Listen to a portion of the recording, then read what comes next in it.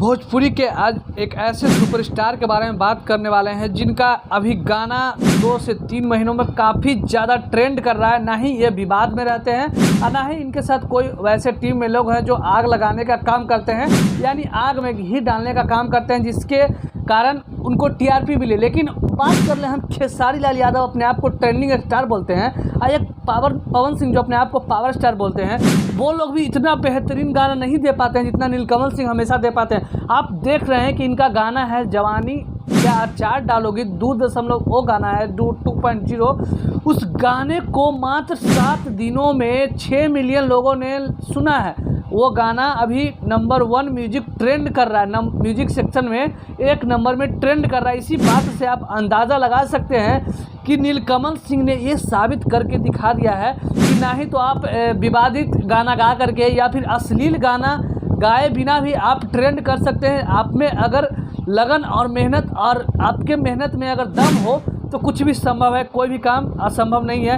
ये काम करके दिखाया है। राइजिंग स्टार और एनर्जी स्टार भी नीलकमल सिंह को कहा जाता है और इनके गानों में इतना बेहतरीन तड़का होता है जिसको सुनने के बाद मन एकदम बहुत ज़्यादा गदगद हो जाता है। आप इनके गानों को सुनिएगा तो काफ़ी मज़ा आएगा। अभी इनका एक गाना जो बहुत ही ज़्यादा वायरल हो रहा है, जवानी अचार डालोगे, पहला गाना आया था सारेगामा से, दूसरा गाना भी सारेगामा हम भोजपुरी से। इस गाने को लिखा है जो बेताज बादशाह कहे जाते हैं अपने कलम के, शुभम तिवारी जी और प्रियांशु सिंह के द्वारा म्यूज़िक दिया गया। काफ़ी बेहतरीन म्यूज़िक है और सबसे बड़ी बात बोलते हैं कि अभी फिर से इनका गाना है नीलकमल सिंह का, नीलकमल सिंह ऑफिशियल से, और ये गाना है देवरा काटेला। बहुत बेहतरीन गाना है दोस्तों और उसमें भी सेम राइटर और सेम म्यूजिक डायरेक्टर हैं। ये गाना भी 2 दिन में 3 मिलियन क्रॉस कर चुका है।